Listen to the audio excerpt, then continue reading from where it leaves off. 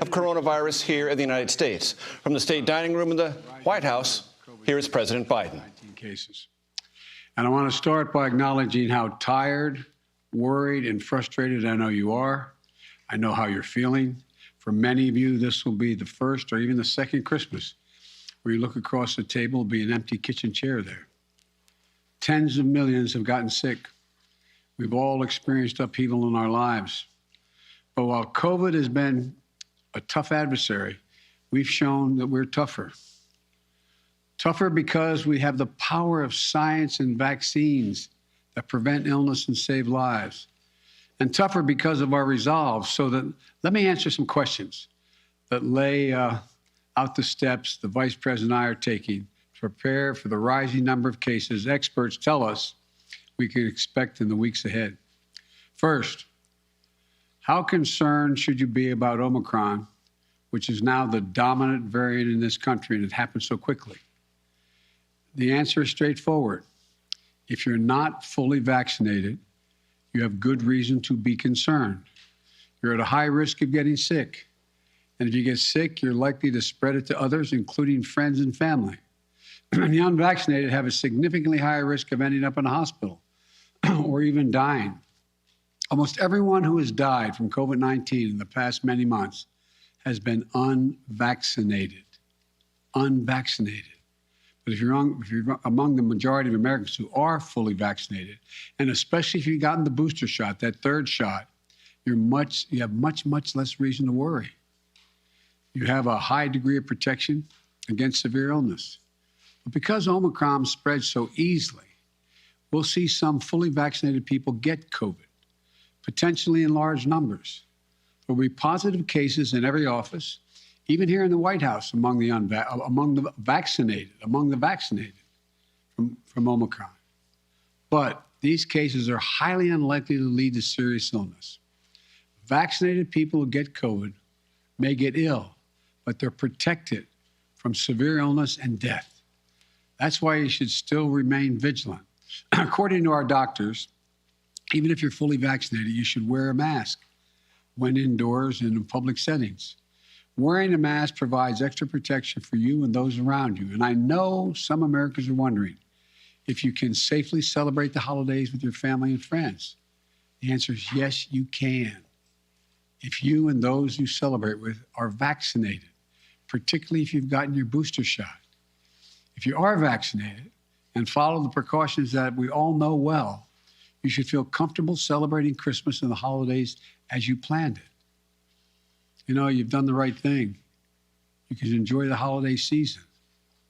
And thanks to the progress on vaccinations this fall, we've gone from nearly 90 million adults in July who had not even started their vaccination process to fewer than 40 million today.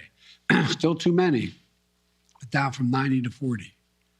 All these people who have not been vaccinated, you have an obligation to yourselves, to your families, and quite frankly, I know I'll get criticized for this, to your country.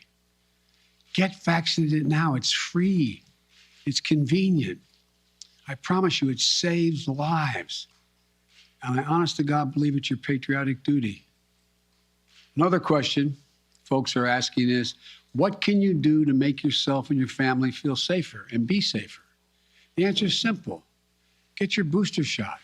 Wear a mask. Our doctors have made it clear. Booster shots provide the strongest of protections. Unfortunately, we still have tens of millions of people who are eligible for the booster shot but have not yet gotten it. They've gotten the first two shots, but they've not gotten the booster. Folks, the booster shots are free and widely available. Over 60 million Americans, including 62% of eligible seniors, our most vulnerable group, have gotten their booster shots. I got my booster shot as soon as they were available. And just the other day, former President Trump announced he had gotten his booster shot. It may be one of the few things he and I agree on. People with booster shots are highly protected. Join them. Join us. It's been 6 months or more since my second shot. If it's been 6 months or more for your second shot when I got my booster, you can get yours today if you've been 6 months or more since your second shot. Another question that folks are asking is, are we going back to March 2020? Not this last March 2021, but March 2020 when the pandemic first hit. That's what I keep getting asked. The answer is absolutely no. No. Here are three big differences between then and now. Number one, the first one, more than 200 million Americans have been fully vaccinated. In March of 2020, no one was fully vaccinated.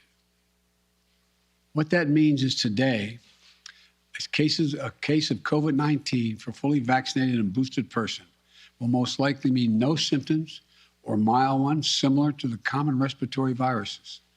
Over 200 million Americans should have the peace of mind that they did not have in March of 2020. They're protected from hospitalization and they're protected from death. Second point, we're prepared today for what's coming. In March of 2020, we were not ready. Today, we stockpiled enough gowns, masks, and ventilators to deal with the surge of hospitalizations among the unvaccinated. Today, we're ready. And as I'll explain in a few minutes, we're going to be reinforcing our hospitals, helping them. Number three, we know a lot more today than we did back in March of 2020. For example, last year, we thought the only way to keep your children safe was to close our schools.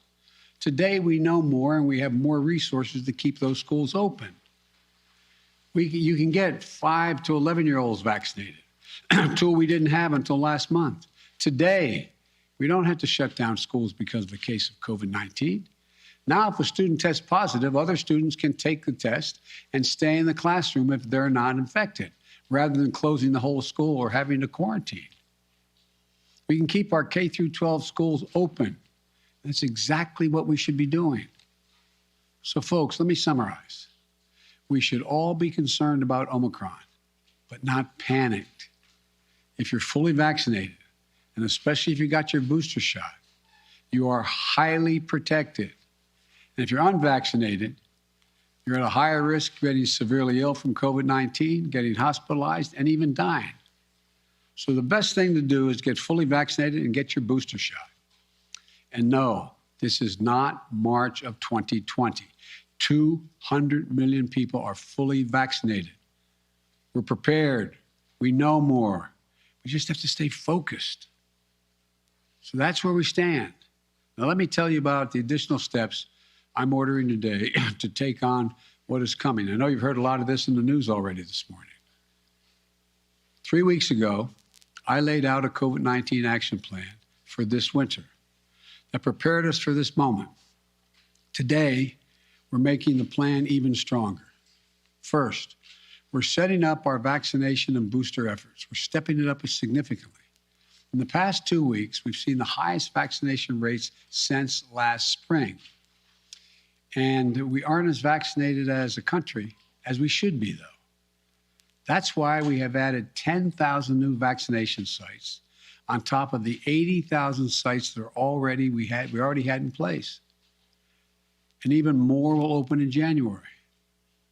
You know, there's some parts of this country where people are very eager to get their booster, where it's harder to get an appointment,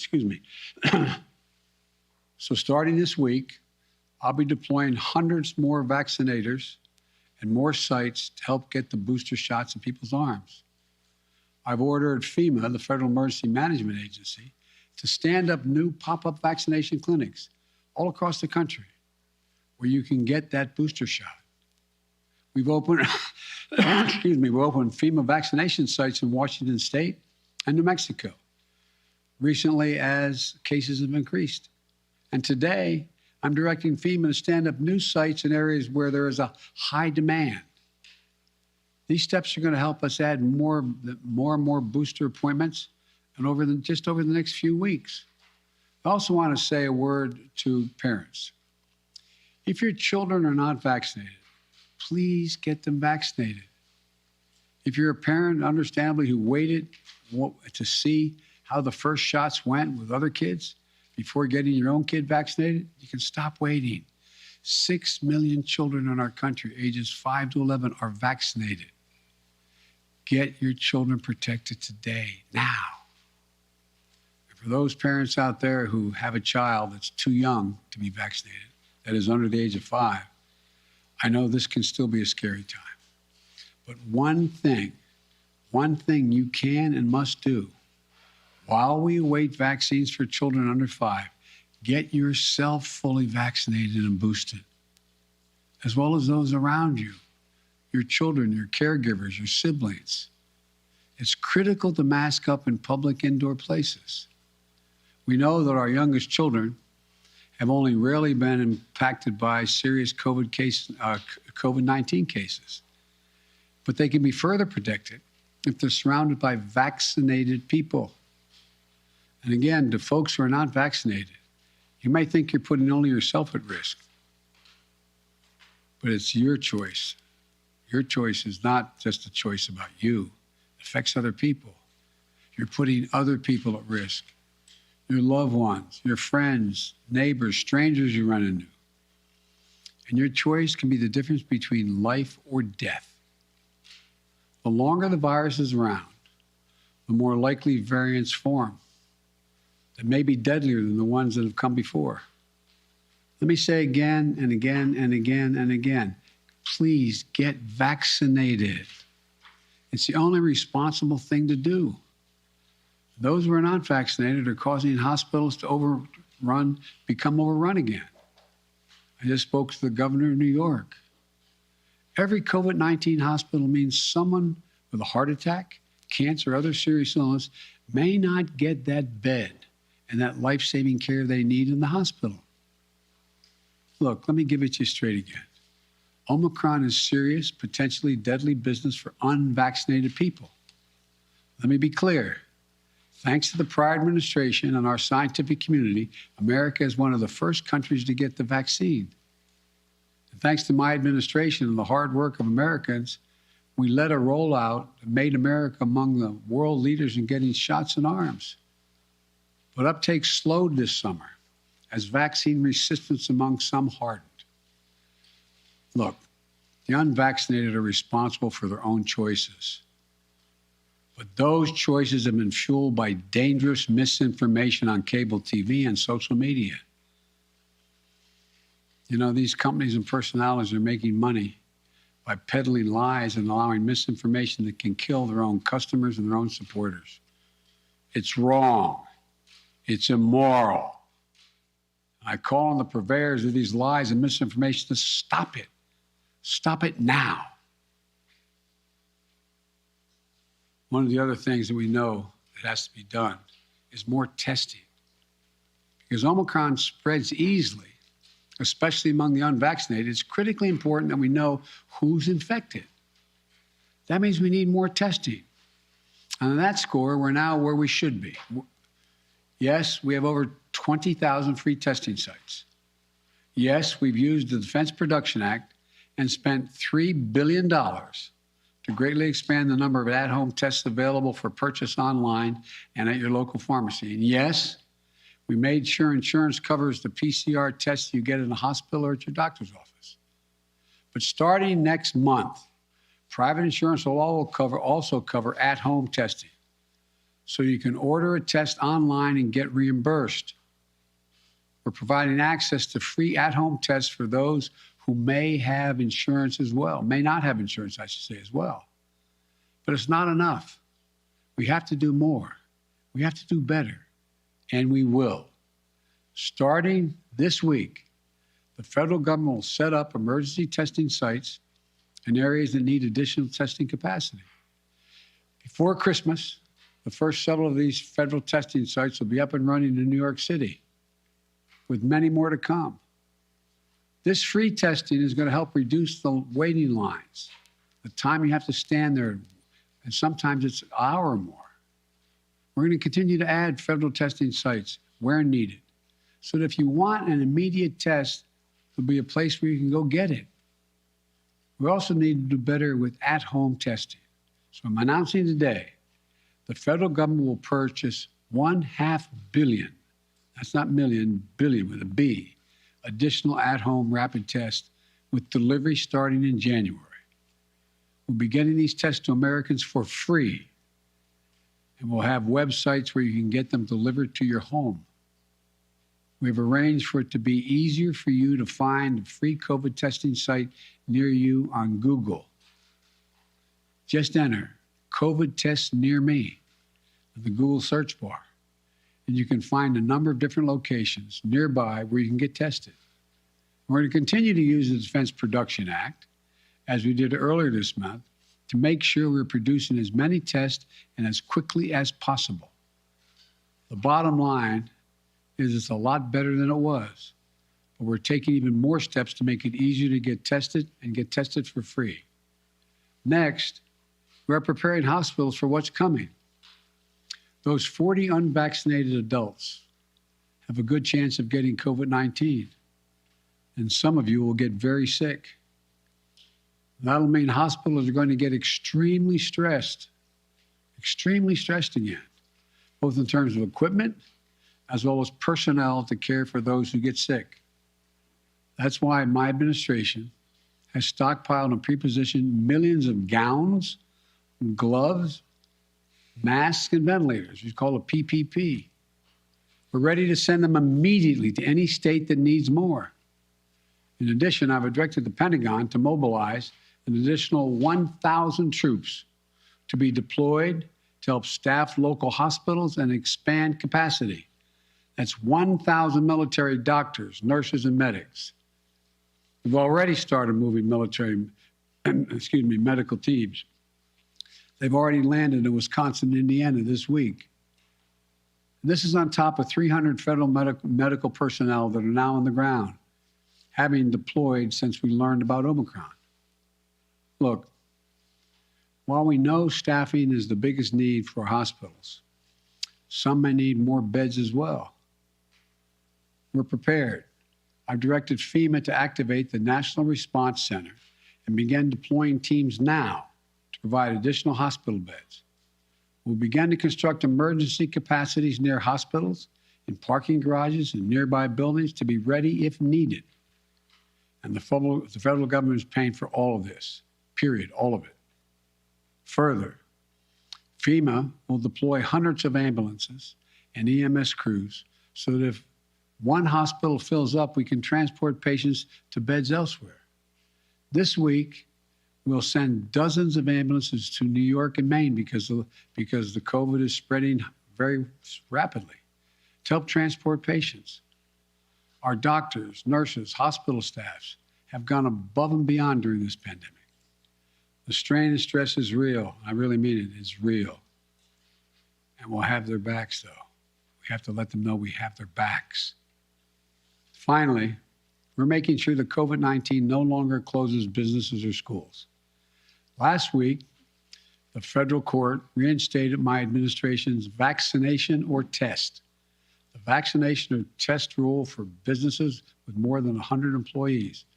The rule requires employers with 100 or more employees to protect their workers who are on site and indoors with the requirement that they be vaccinated or tested each week or go home. These rules are going to keep workers safe, and keep workers safe will help keep businesses open. If people are vaccinated or tested, they're much less likely to get sick and less likely to spread it to others. Customers are more likely to come in and shop because they know it's a safe environment. I know vaccination requirements are unpopular for many, and not even popular for those who are anxious to get them. My administration has put them in place not to control your life, but to save your life and the lives of others. Where 400,000 Americans died from COVID this calendar year, and almost all were unvaccinated. Almost all were preventable. The rule is legal and effective, and it's going to save thousands of American lives. We must also keep our K-12 schools open. Look, the science is clear and overwhelming. We know how to keep our kids safe from COVID-19 in school. K through 12 schools should be open, and that safety is increased if schools require all adults who work in the schools to get vaccinated and take the safety measure that the CDC has recommended, including masking. I got Congress to pass billions of dollars in school improvements, ventilation and social distancing. Schools should be safer than ever from COVID-19. And just Friday, the CDC issued a test to stay guidelines. So schools can stay open and kids can stay in class even if a classmate tests positive. COVID-19 is scary, but the science is clear. Children are safe are as safe in school as they are any place, assuming the appropriate precautions have been taken and they've already been funded. Let me close with this. I know you're tired. I really mean this, and I know you're frustrated. We all want this to be over, but we're still in it. And this is a critical moment. We also have more tools than we ever had before. We're ready. We'll get through this. As we head into the holidays, I want us to all keep the faith. I want to sincerely thank you for your perseverance, your courage, your countless acts of kindness, love, and sacrifice during these last 2 years. Throughout our history, we've been tested as a people and as a nation through war and turmoil. We had to ask whether we'd be safe, whether we'd be okay, whether we'd get back to who we are. We've always endured because remember, there is no challenge too big for America. I mean this from the bottom of my heart, no challenge. We've come through better and stronger because we stay together as the United States of America. That's what we have to keep doing today. We can do this together. I guarantee you. May God bless you all, and may God protect our troops. And happy holidays. God love you all. Thank you. Mr. President, on testing, sir, you said we have to do better, but public health officials have been saying for months you need to surge rapid tests for just this moment. Is it a failure that you don't have an adequate amount of tests for everyone to be able to get one if they need one right now? No, it's not, because COVID is spreading so rapidly. If you notice, it just happened almost overnight, just in the last month. And So what, Mr. President? Oh, gosh. And so, no, it's not a failure. But the alarm bell went off. I don't think anybody anticipated that this was going to be as rapidly spreading as it did. And so the question is, we had a lot of people who have access to the tests, who could order them, could have their insurance pay for them, et cetera. But it also, and all of a sudden, it was like everybody rushed to the counter. It was a big, big rush.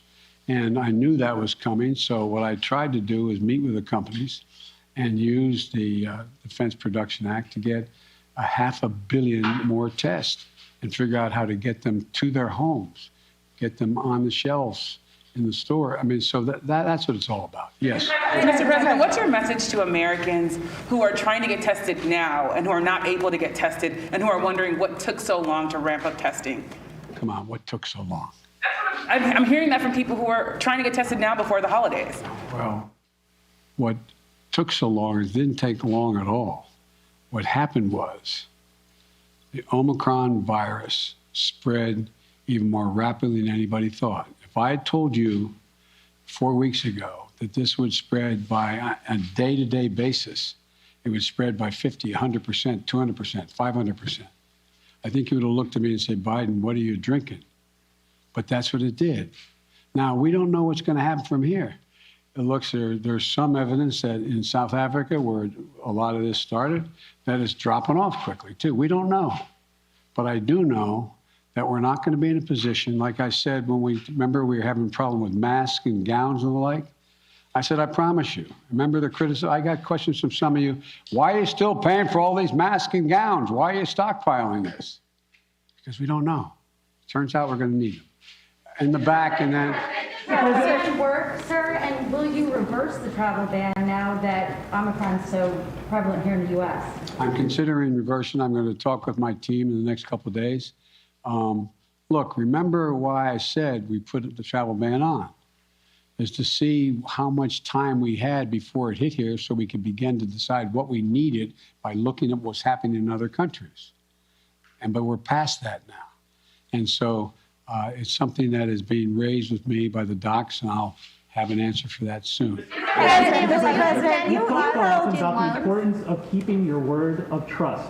Do you believe Senator Manchin kept his word to you? And how do you rebuild trust with progressives in your party to advance your legislation now? You know, I told you before, you've heard me say this before, some people think maybe I'm not Irish because I don't hold a grudge. Look, I want to get things done. I still think there's a possibility of getting Build Back Better done. And what I don't want to do is get into, and Joe went on TV today, and I don't know whether it's TV or not, I'm told he was speaking to the Liberal caucus in the House and said, Joe Biden didn't mislead you, I misled you. And so, look, I'm not looking for, let me say something.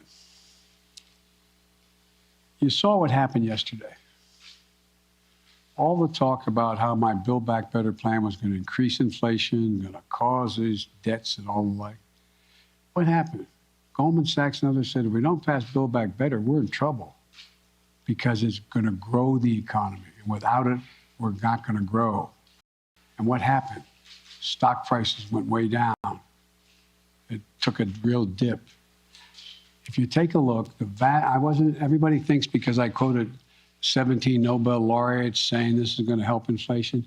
Think about it in terms of you're a hard-working person and you're making 60 grand if you're alone, or if your mom are just on her own, or if you're making 80 grand and mom and dad 90 grand like a lot of people do, and you're worried about inflation, you should be worried about it because it's a devastating thing for people who are working class and middle class folks.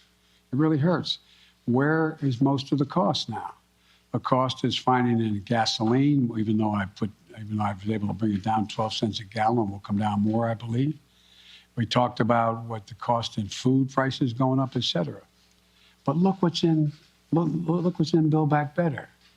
Child care. You can reduce it by up to 70%. That'll be the difference between 20 million women who aren't back in the workforce being able to go back if you pass it. We're talking about health care, insulin. In a situation, we got 200,000 kids with type 1 diabetes. You know what it's costing? It cost somewhere between 10 cents and $10 to come up with the formula, okay, a while ago, right? You know what it's costing on average? $640 a month, up to $1,000 a month.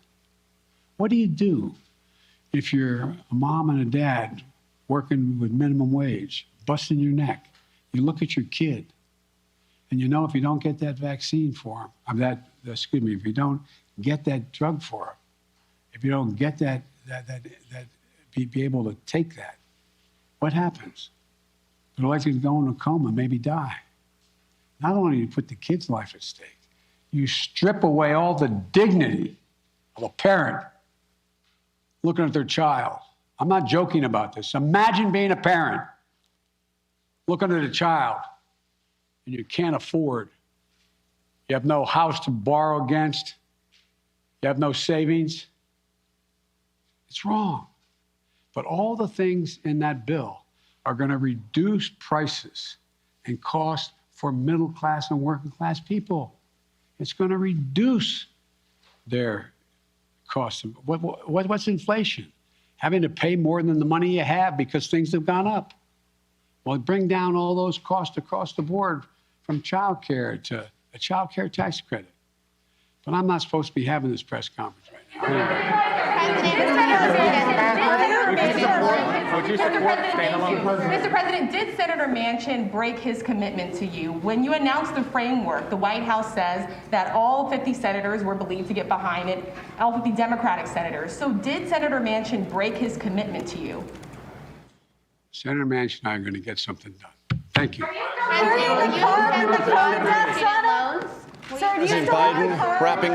President Biden wrapping up an impromptu press conference after prepared remarks at the White House, updating the nation on important decisions his administration has set in motion to deal with the Omicron variant. Among those decisions, more rapid testing to be made available to Americans who seek it in the coming months.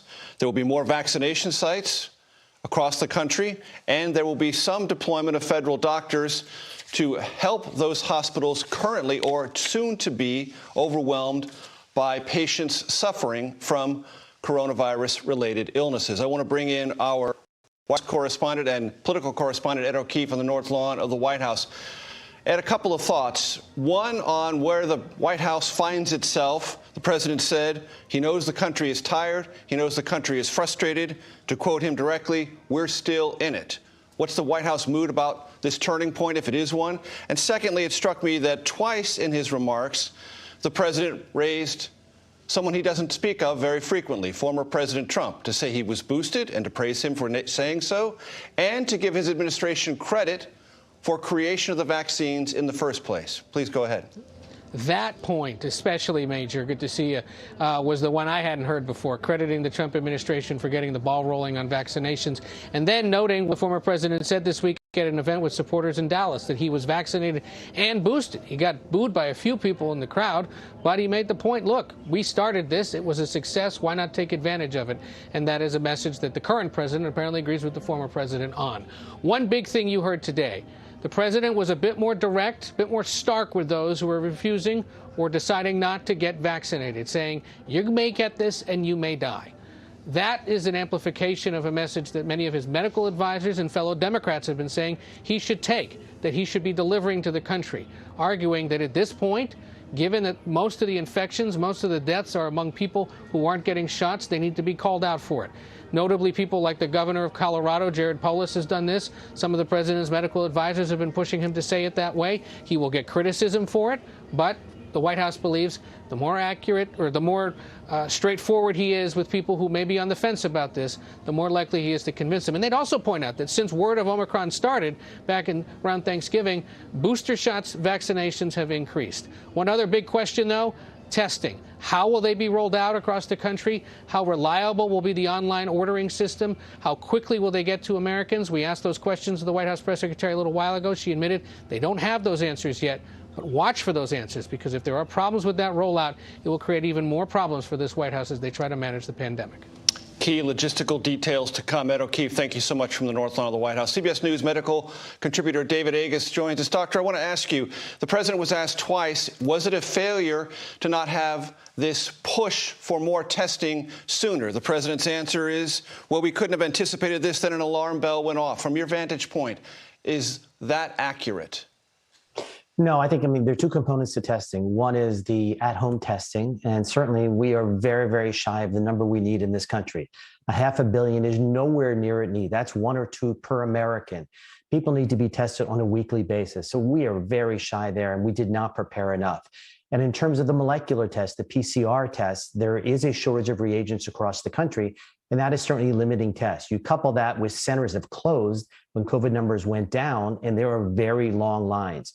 When someone doesn't know they're positive definitively, they're not going to quarantine, and you're going to spread the virus more. And Omicron is so infectious, there's a mistake here, and we have to build up our testing right away. Dr. David Agus, thank you so very much. As the president said, there is misinformation out there. He said it is threatening people, injuring them, possibly leading to their death. And the president's words, stop it.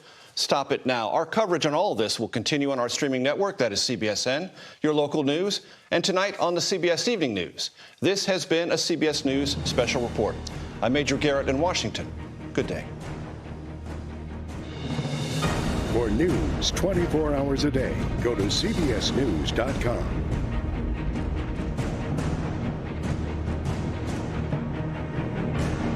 Inside. Bye-bye. Try WetJet with a money-back guarantee. Hi, so you're the scientist here. Does my Aveeno Daily Moisturizer really make my dry skin healthy?